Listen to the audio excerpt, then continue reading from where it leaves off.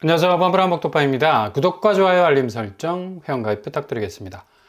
결국 경제 구도가 정치 지형도의 변화와 결착이 되어 있다는 것도 가장 큰 변수 중에 하나라고 볼 수가 있겠는데요. 일단 미 대선에서 트럼프가 재집권에 성공을 한다는 가정은 가장 한국 산업 현장에서는 불리한 형국이 펼쳐질 수 있는 가능성 어느 때보다도 커질 수가 있습니다. 결국엔 미국의 영향력은 어느 때보다도 극대화될 전망으로 보여서 대미 수출국들에게는 그것도 한국처럼 수출로 버텨내야 하는 이 중추신경이 오롯이 여기에 다 몰려있는 나라는 상당한 어려움을 겪을 가능성이 많아진다는 얘기죠. 트럼프 미국 대통령 후보가 연일 쏟아내는 말에는 앞으로 산업 생태계가 어떤 식으로 변해갈 것인지를 명확하게 보여주는 이 그림들이 걸리기 시작하고 있는 건데, 결국엔 한국을 직접적으로 언급까지 하고 있죠. 워낙에 한국이 대미 수출 상대로 엄청난 수익을 걷어간다라는 인상이 뇌리에 그냥 박혀 있는 정도가 아니라 박제가 되어 있어서 앞으로 수출 상황은 상당히 뒷걸음질 칠 가능성이 많아 보인다는 얘기입니다. 한국이 미국과 어떻게 경쟁 상대가 되겠습니까? 엄청난 자본의 힘이라는 궁극기를 가지고 있는 기축통화국인데, 결국 한국의 쏠쏠한 이득마저도 허투루 미국에서 빠져나가는 걸 용인하지 않겠다라는 그런 의미가 깔려있죠.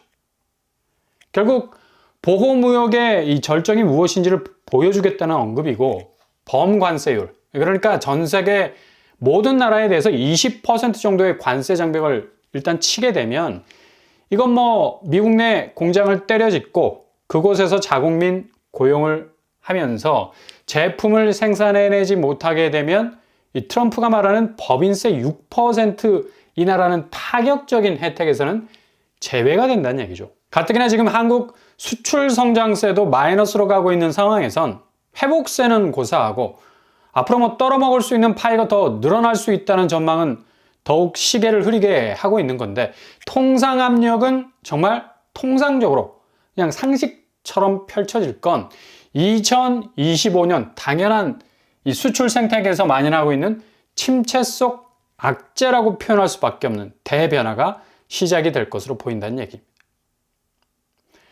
아마도 악재 중에 악재로 볼 수가 있죠. 이게 단지 산업 전반의 약화를 가져올 뿐만 아니라 미국이 이 퍼펙트한 관세 장벽을 치면서 달러를 헬리콥터 위에서 뿌리기 시작을 하면 엄청난 인플레 현상이 찾아올 가능성 높다는 얘기입니다.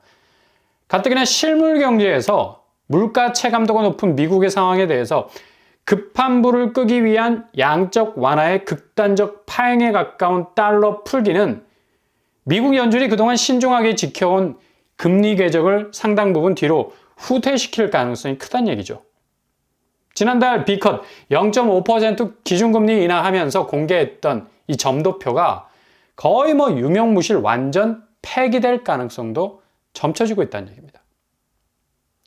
심지어 워낙에 인플레 상황이 급상승하는 영향으로 5.5% 동결 상황에서 지금 5.0%까지 금리가 내려왔는데, 이게 다시 역으로 3%까지 거꾸로 올라가서 결국엔 8%까지 치솟을 가능성도 모건 스탠리 CEO 다이먼 회장이 언급하기도 했죠. 정신 나간 말처럼 들리는 듯 하지만 이거 그리 상식적 궤도에서 벗어난 얘기는 아니란 얘기입니다.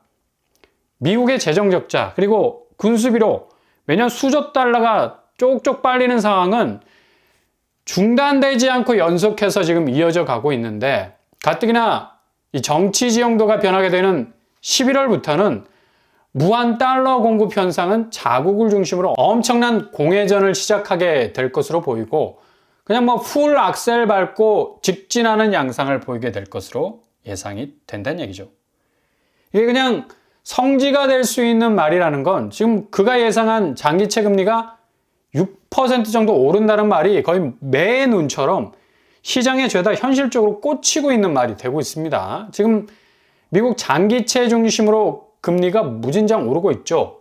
거의 한 달 사이에 1% 가까이 오르고 있는데, 4.2% 수준에서 6%까지 가는 데는 뭐 얼마 남지 않았죠. 5% 고지만 확보가 되면 그냥 무한 질주가 펼쳐지게 될 건데, 이렇게 되면 채권금리 2% 상승 대비 주식의 금융가치는 20% 하락. 당연히 자산가치, 오피스, 부동산 등의 타격은 불가피할 거라는 전망이 뭐 서서히 발동을 걸기 시작을 한다는 얘기입니다. 지금 이런 현상이 이미 금융시장에서 뭐 급격하게 확산이 되고 있고, 전체적인 뭐 구도는 딱 이런 뼈대가 맞춰가고 있는 그런 와중에 있습니다. 지난주 마감이 된 금융지표만 봐도 뭐 8% 금리 인상이란 말이 허투루 들을 내용이 아닌 건 딱 다이먼 회장이 말한 대로 그림이 그려지고 있다는 얘기입니다. 장기채 위주로 오르는 속도는 국채금리가 정말 무서울 정도죠. 당연히 국채금리 오르면 금융시장 가치는 하락을 하게 되고, 연일 뭐 맹공을 펼치던 다우존스가 지지부진, S&P 500 역시도 주춤거리는 혼조세 보이고 있고요. 겨우 뭐 나스닥만 체면 치레를 했을 정도인데 이 상황은 더욱더 골이 깊어지게 될 가능성 높다는 얘기입니다. 11월이 다가올수록 국채시장은 강골, 주식시장은 약골로 변할 가능성 높게 된다는 얘기죠. 그리고 11월 마지막 금리 변동을 앞두고 있는 연준은 0.25% 베이비컷을 할 가능성도 보이고 있는데, 이렇게 해도 금리는 4.75% 선에 머무르게 되죠.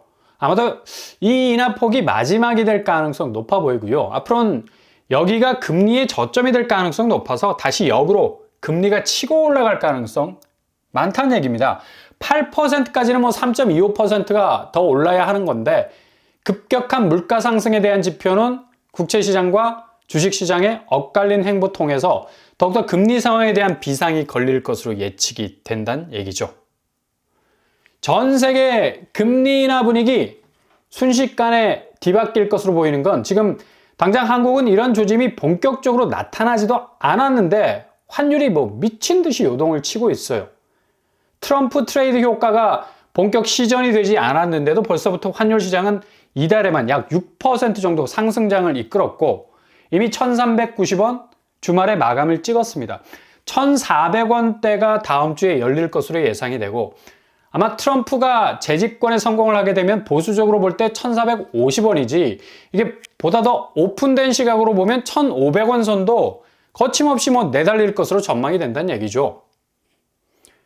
이렇게 되면 뭐 굳이 미국이 기준금리 뭐 올리는 시기가 되지 않아도 한국은 환율 자체가 금리 압박에 영향을 당연히 줄 수밖에 없고요.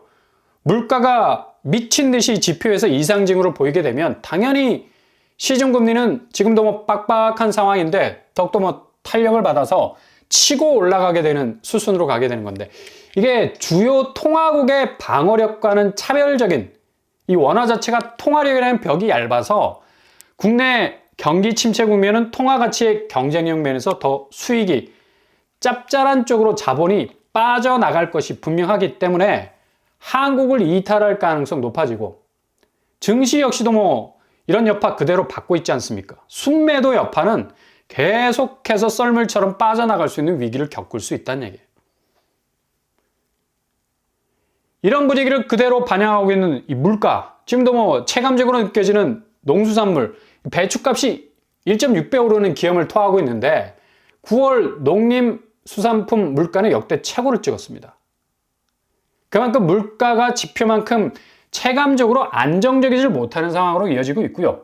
전월 대비 뭐 5.3% 정도 올라가고 있는 상황이고, 9월 생산자 물가 지수는 2달 연속 하락하는 측면이 있지만 이게 그냥 단기적으로 그칠 건 지금 유가가 다른 한편에서 다시 꿈틀거리고 있어서 생산자 물가지수 안정세는 상당한 변화에 직면하게 될 것으로 보인다는 얘기죠. 이게 지금 본격적으로 국채시장과 주식시장이 미국발 속도전 양상을 띠지 않는, 그냥 운만 띄워놓고 있는 상황에서도 이렇게 큰 영향을 받는데, 이게 서막이 열리고 시동을 확실하게 걸기 시작을 하면 정신없는 급변침의 경종을 울리게 될 것이라는 얘기죠. 이런 그림을 3분기 GDP 주요 지출 항목별 성장률 그래프만 슥 하고 훑어봐도 답이 딱 나오지 않습니까? 내수는 여전히 침체 국면에서 빠져나오기 어렵다. 민간 소비 0.5, 정부 소비 0.6. 이 한 단면에서 알 수가 있는 거죠. 실제적인 소비 선순환이 잘 되지 않을 만큼 민간 소비는 정말 극심하게 얼어붙어 있는 걸 볼 수가 있습니다. 이 중에 부동산 시장에서 건설 투자 자체, 이것도 마이너스로 가고 있다는 거. 결국 지금 부동산 문제를 고스란히 드러내고 있지 않습니까? 소비가 이렇게 준 건 결국 부채 문제인데 개인 부채도 문제려니와 기업 부채, 그러니까 PF 문제가 걸려 있으니까 중견 건설사들 폐업은 뭐 수순으로 가고 있고 겨우겨우 대형 건설사들이 버티고 있는 상황이 마이너스 2.8%의 건설 투자 상황만 봐도 답이 딱 나온다는 얘기죠. 지금 부동산 시장이 전체 GDP 상황을 얼마나 치명적으로 갉아먹고 있는지 고스란히 보여주고 있는 대목입니다. 그러니 당연히 옆칸에 있는 수출은 저성장으로 빠져갈 수밖에 없고 수출이라는 이마에 마이너스가 딱 붙어버리는 겁니다. 결국 내수 부진이 수출을 갉아먹는 면도 있지만 수출 자체에 업황 악화로 인한 기업들의 어려움 딱 그래프 하나로 요약이 된다는 얘기죠. 이게 어찌 보면 정말 위험한 구도인 것으로 나타나고 있는 건데 결국엔 동반 하락이라는 것이 전혀 그 하락세를 붙잡아 줄 만한 버틸 수 있는 견인력이 존재하지 않는다는 것. 그냥 동시에 빠져드는 늪과 같은 느낌이 날 수밖에 없다는 얘기죠. 그래서 당연히 지난주 일주일 서울 거래만 봐도 뭐 낙폭이 점점 커지고 있어요. 거의 떨어지는 수준이 이젠 4억대가 자연스럽게 나올 정도로 집값이 실제적으로 하락 수순으로 가고 있다는 얘기. 강남구를 기점으로 금천구, 강북구, 강서구, 구로구, 서울 전역으로 하락세 커지고 있습니다. 하락가 역시도 강남과 비강남 공이 4억대 낙폭으로 확산이 되고 있는 거 보이죠? 다음 주 아마 5억대로 더 커져 나갈 것이 분명해 보이고요. 가장 거래가 활발했던 노원구, 이제 뭐 소형 평수에서 점점 탈피를 하면서 3억을 넘어가는 하락세 보이고 있고 대부분 30평대는 6억에서 8억 선상으로 형성이 되고 있는 걸 볼 수가 있습니다. 아마도 노원구 하락세는 가속화 현상 더욱 겪을 것으로 예상이 되네요. 가장 매물이 현재 많이 터져 나오는 강동구, 입주 물량이 많은 곳이죠. 근데 주변 구축들은 계속해서 20% 이상 빠지는 곳들이 즐비합니다. 선사현대, 삼익그린, 둔촌 하이츠를 중심으로 하락 거래가 나오고 있습니다. 인천은 일주일 단위로 끊어봐도 뭐 확실히 하락세로 돌입을 했죠. 30% 이상 빠지는 곳들이 속속 나오고 있고 특히 송도 쪽만 빠지는 게 아니라 다른 미추홀, 중구, 남동구 쪽에서도 하락 추세가 상당히 거셉니다. 6억에서 3억대로 반토막에 가까운 거래도 나오고 있고요. 경기권 역시도 낙폭이 뭐 어마무시하죠. 남양주 쪽은 거의 뭐 7억이 빠지는 것도 있고요. 다산 아이파크, 구리 쪽도 5억 가까이 빠지고 있습니다.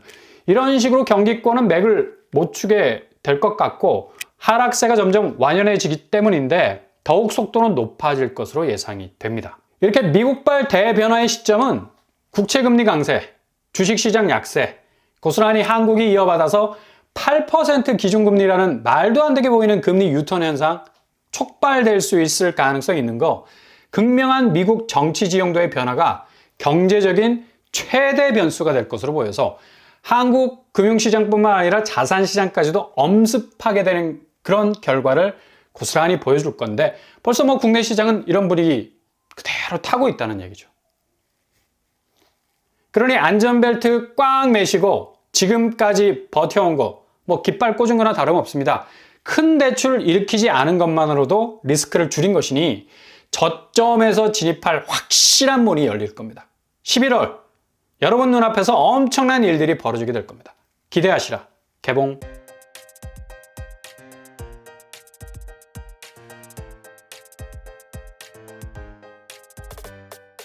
오늘의 부동산 캐리커처, 결국 경제 구도가 미 대선의 지형도에 따라서 급변하게 될 가능성 높은 가운데 금리 8% 시대도 거꾸로 찾아올 수도 있습니다. 그만큼 불확실성의 문은 무한 개방으로 열릴 11월 초의 대변화 때문에 이런 엄청난 일들이 시장에서 상식적으로 생각했던 모든 것들이 다 뒤집어질 수 있는 일들이 벌어질 수도 있다는 얘기죠. 오늘도 응원합니다. 항상 여러분의 길이 꽃길만 되실 수 있길 바랍니다. 자, 오빤바람 복덕발 마치겠습니다. 구독과 좋아요 부탁드립니다. 감사합니다.